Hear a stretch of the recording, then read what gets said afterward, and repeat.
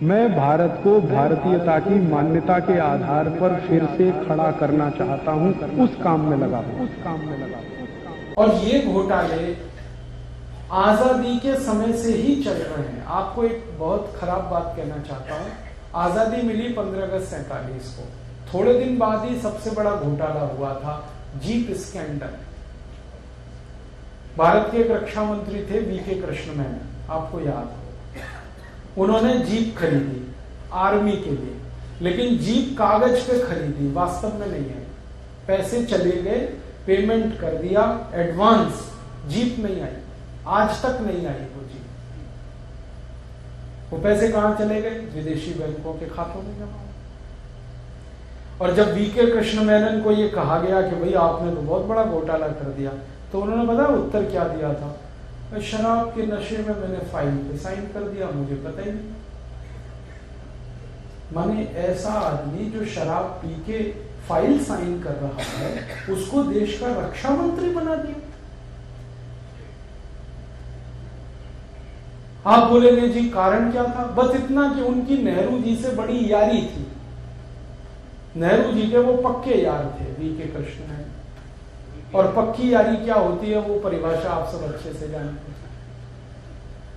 खाली इसलिए वो देश के रक्षा मंत्री थे कि वो नेहरू जी के परम मित्र, पक्के यार, और ऐसा आदमी जो शराब के नशे में ऑफिस में बैठता है।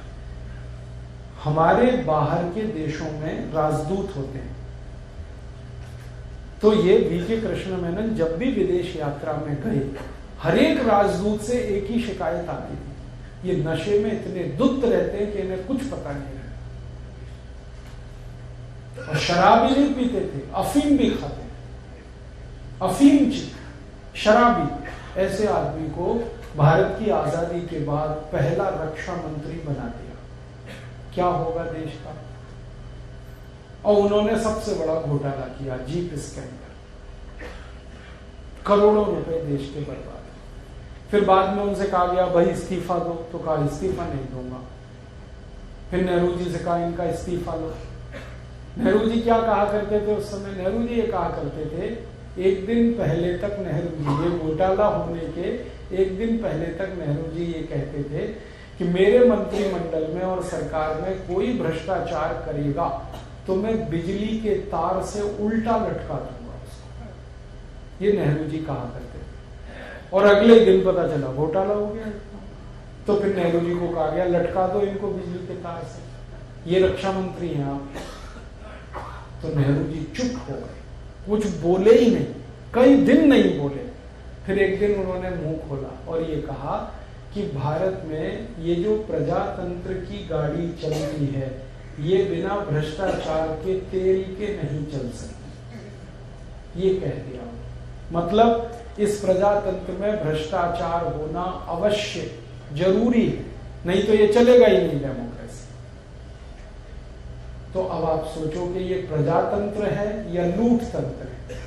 ये लोकतंत्र है या लूट तंत्र, जिसमें भ्रष्टाचार तो होना ही है। हमारे प्रधानमंत्री ने स्वीकार कर लिया, फिर उसके बाद तो बहस ही खत्म हो गई जब प्राइम मिनिस्टर ने ये कह दिया कि ये तो होना ही है करप्शन। तो तब से ये करप्शन हमारी सरकार के लिए महत्व का मुद्दा ही नहीं। और फिर उसके बाद तो सबको खुली छूट मिल गई। जब प्राइम मिनिस्टर ने ये कह दिया कि भ्रष्टाचार तो होगा ही, तो जिसको जहां मौका मिला वो लग गया। एक बहुत बड़ा स्कैंडल हुआ नेहरू जी के जमाने में, चेक पिस्टल स्कैंडल। चेकोस्लोवाकिया नाम का एक देश, अब तो वो खत्म हो गया, अब तो उसके टुकड़े टुकड़े हो गए। पहले वो एक देश था, उनसे कुछ पिस्तौल खरीदी आर्मी के लिए, लेकिन वो पिस्तौल कागज पे आई, वास्तव में नहीं आई। पैसे चले गए, पिस्तौल नहीं आई। बहुत बड़ा घोटाला। फिर उसके बाद एक हुआ नागर वाला स्कैंडल, फिर एक हुआ मुद्रा स्कैंडल, और फिर तो लाइन लग गई, घोटाले घोटाले घोटाले। हम लोग इस पर थोड़ा अध्ययन कर रहे हैं, स्टडी कर रहे हैं, इसके कुछ दस्तावेज इकट्ठे कर रहे हैं, जानकारी ले रहे हैं। तो अब तक ये पता चला है कि सबसे पहला घोटाला जीप स्कैंडल, और आज का जो सबसे अंतिम घोटाला माना जाए ए राजा स्कैंडल। इतने बीच में जितने घोटाले हुए हैं उसमें भारत का 340 लाख करोड़ रुपए का नुकसान हो चुका है। 340 लाख करोड़।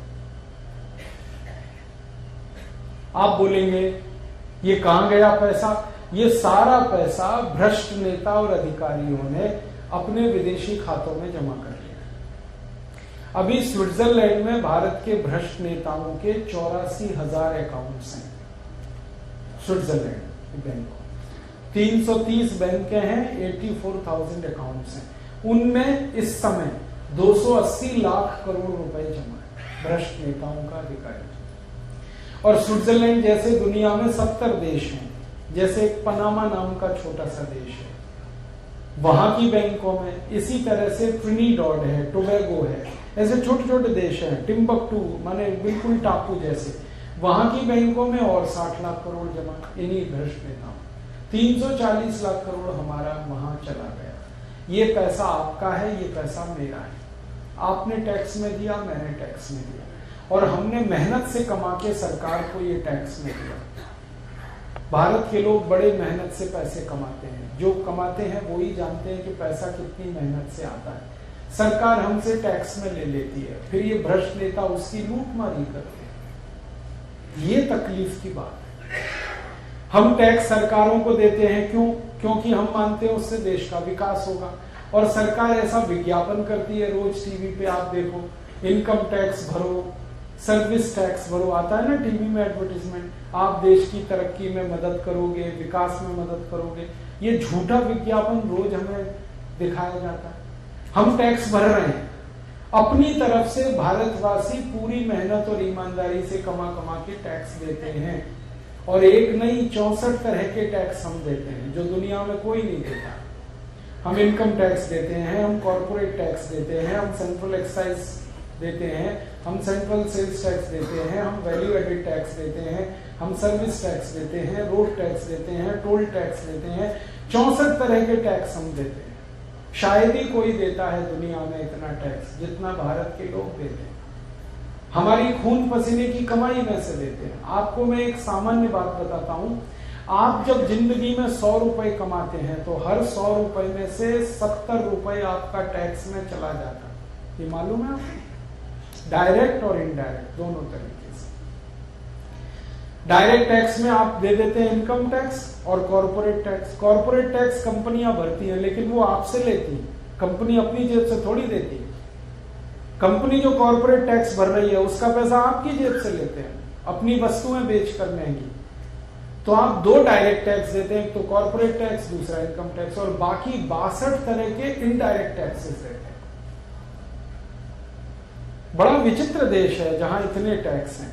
हम उत्पादन करें तो उस पर टैक्स भरें, उत्पादन करके बेचें तो बेचने पर टैक्स भरें, बेचकर मुनाफा कमाएं तो मुनाफे पर टैक्स दें, अपने सामान को एक जगह से दूसरी जगह ले जाएं तो जहां से लेके आ रहे हैं वहां टैक्स दें, जहां लेके आए हैं वहां टैक्स दें, जिस सड़क पर से सामान जा रहा है उस सड़क का टैक्स दें, जिस पुल पर से जा रहा है उस पुल का टैक्स दें। हद हो गई भाई,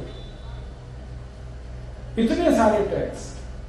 और सरकार बार बार ये कहती है कि आपका टैक्स का पैसा गरीबों के विकास में, देश के विकास में लग रहा है। तो अब हम सरकार से पूछ रहे हैं कि हमारा पैसा अगर देश के विकास में और गरीबों के विकास में लग रहा है तो 64 साल में ये 340 लाख करोड़ विदेशी बैंकों में कैसे चला गया?